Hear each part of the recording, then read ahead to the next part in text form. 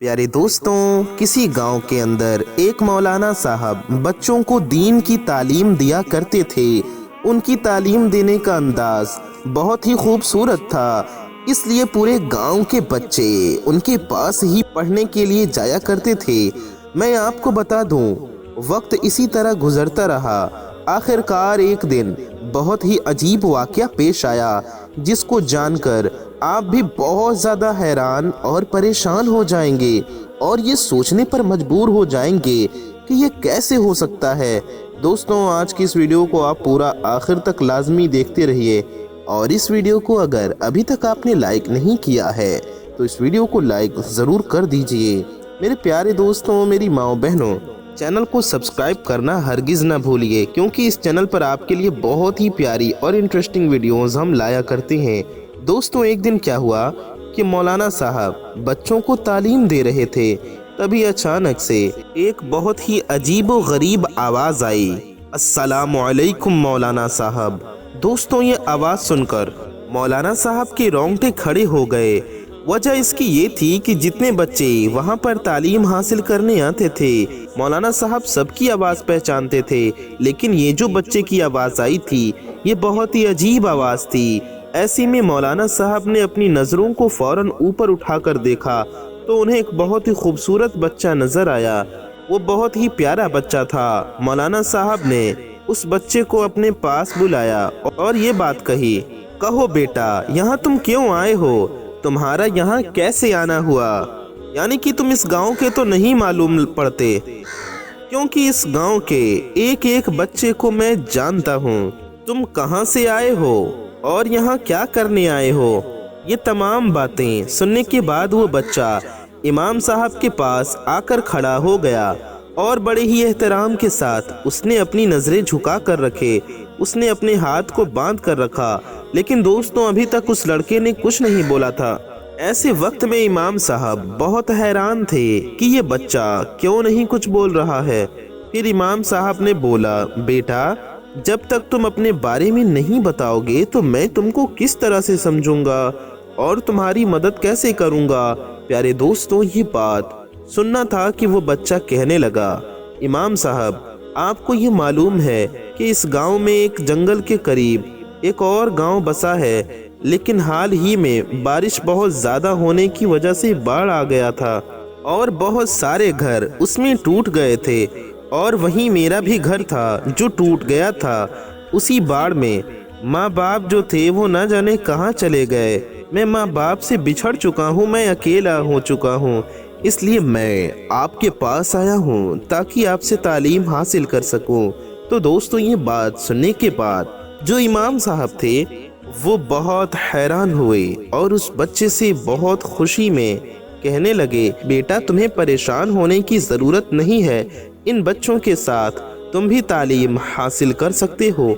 लेकिन दोस्तों, हम आपको बता दें, वहाँ जितने भी बच्चे थे उन सब में ये बच्चा अलग मालूम हो रहा था।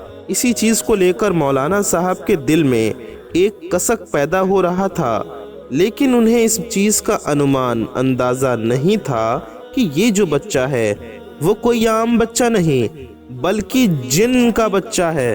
प्यारे दोस्तों, हम आप सभी को बता दें, वक्त गुजरता रहा, बाकी बच्चों के मुकाबले ये जो बच्चा था वो बहुत तेज़ी से तालीम हासिल कर रहा था। बहुत ही ज़्यादा याददाश्त उसकी इतनी तेज़ थी, जहां बाकी बच्चों को कुरान पाक को मुकम्मल करने में एक साल लगता था, वहीं इस बच्चे को कुरान पाक मुकम्मल करने में 1 महीना लगा, और फिर 1 से 2 महीने के बाद इसने पूरा कुरान पाक को भी हिफ्ज़ कर लिया। इमाम साहब जो थे वो बहुत ही ज़्यादा हैरान और परेशान थे कि मैंने हज़ारों बच्चों को तालीम दी है कि इतनी तेज़ी के साथ कामयाबी किसी को नहीं मिली जितना इस बच्चे को मिली है। प्यारे दोस्तों, वक्त गुजरता रहा, इमाम साहब को भी उस बच्चे से मोहब्बत होने लगी थी, और हमेशा इमाम साहब उस बच्चे से मोहब्बत दिखाया करते थे। और ये जो बच्चा था वो हर वक्त अल्लाह की इबादत में लगा रहता था। दोस्तों, वक्त इसी तरह से गुजरता रहा कि इमाम साहब के पेट में अचानक से बहुत तेज़ दर्द हुआ और बहुत ज़ोरों की बारिश हो रही थी और बहुत ज़्यादा आंधी तूफान चल रहा था।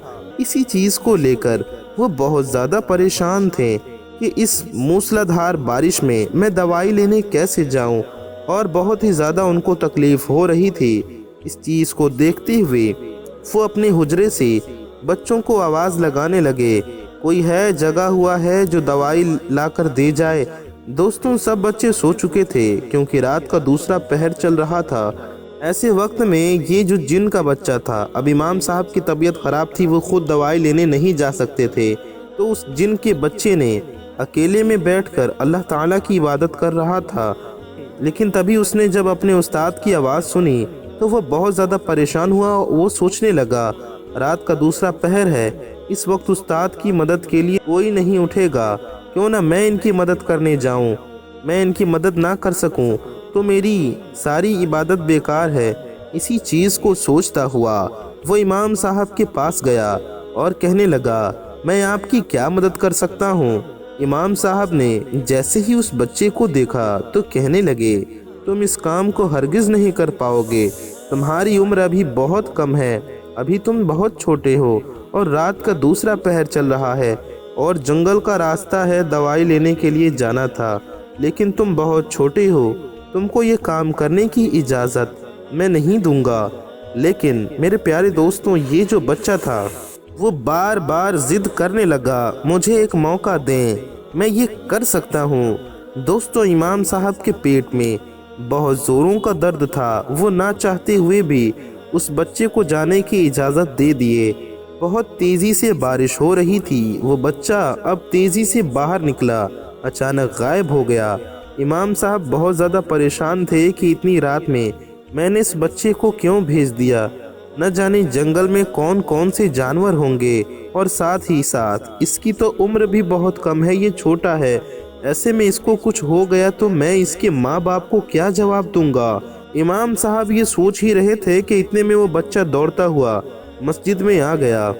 دوستو، اس چیز کو دیکھ کر بہت ہی زیادہ حیران ہو گئے، کیونکہ باہر بہت تیز بارش ہو رہی تھی اور یہ بچہ ذرہ برابر بھیگا نہیں تھا، اور اس کے ہاتھ میں کوئی بھی دوائی نظر نہیں آ رہی تھی۔ امام صاحب نے اس بچے سے کہا، کیا تم دوائی لے کر آ گئے؟ تو اس بچے نے کہا، ہاں میں دوائی لے کر آ گیا۔ تو امام صاحب نے کہا، لاؤ دوائی دے دو۔ اس بچے نے کہا، دوائی وہاں پر رکھی ہوئی ہے، یعنی کہ مدرسے کے برآمدے میں رکھی ہوئی ہے، آپ چل کر خود لے لیجئے۔ یہ بات سن کر امام صاحب کو بڑا غصہ آیا کہ میں اتنے درد میں ہوں اور برآمدے میں دوائی لینے جاؤں، لیکن اس بچے نے فوراً امام صاحب کا ہاتھ پکڑا اور برآمدے میں لے گیا۔ وہاں پہنچ کر امام صاحب کے ہوش اڑ گئے، ان کو بہت ہی زیادہ صدمہ لگ گیا۔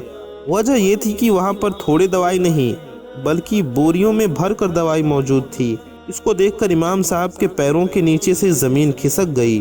وہ بہت زیادہ حیران ہوئے اور پریشان ہوئے، اور ان کو غصہ آیا۔ وہ اس بچے کو پکڑ کر پوچھنے لگے، تم کون ہو؟ تم کوئی عام بچے نہیں ہو سکتے، کیونکہ عام بچہ یہ کام نہیں کر سکتا۔ جب اس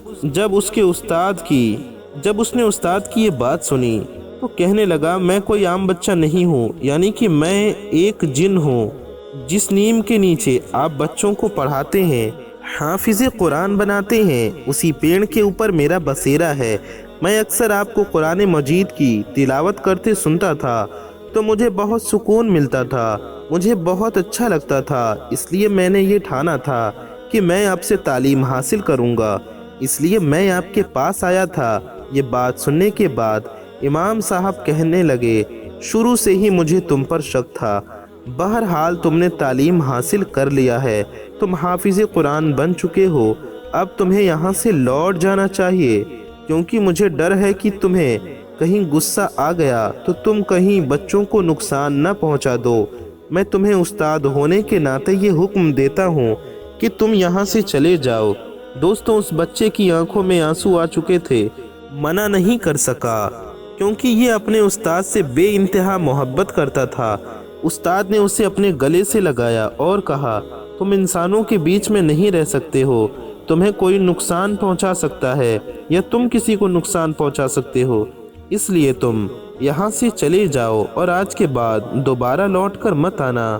تم نے مجھے استاد مانا ہے تو یہ تمام باتیں تم ضرور ماننا۔ دوستوں، وہ بچہ استاد کی خدمت کرنا چاہتا تھا استاد نے کہا تمہارے اوپر میری جو حقوق ہے میں نے سارے معاف کیے۔ دوستوں تو جو بچہ تھا وہ روتے ہوئے وہاں سے چلا گیا اور پھر دوبارہ لوٹ کر کبھی واپس نہیں آیا۔ دوستوں ہم آپ کو بتا دیں کہ جو جن کے بچے ہوتے ہیں وہ کبھی کبھی ہمارے انسانوں کے مدرسوں میں علم حاصل کرتے ہیں، دین کی تعلیم حاصل کرتے ہیں۔ جنات میں اچھے اور برے دونوں ہوتے ہیں۔ جو اچھے جن ہوتے ہیں وہ مسلمان ہوتے ہیں اور جو برے جن ہوتے ہیں وہ کافر ہوتے ہیں۔ یعنی کہ جس طرح ہر طرح کے انسان موجود ہوتے ہیں اسی طرح سے ہر طرح کے جنات ہوتے ہیں، بچے، بوڑھے، جوان، ان میں بھی شادیاں ہوتی ہیں، ان میں بھی کھانا پینا ہوتا ہے، وہ بھی اس دنیا میں انسانوں کی طرح رہتے ہیں۔ پیارے دوستوں یہ ویڈیو آپ کو کیسی لگی آپ ہمیں کامنٹ کر کے ضرور بتائیے، اور اس ویڈیو کو آپ زیادہ سے زیادہ لوگوں تک شیئر کرنا نہ بھولیے۔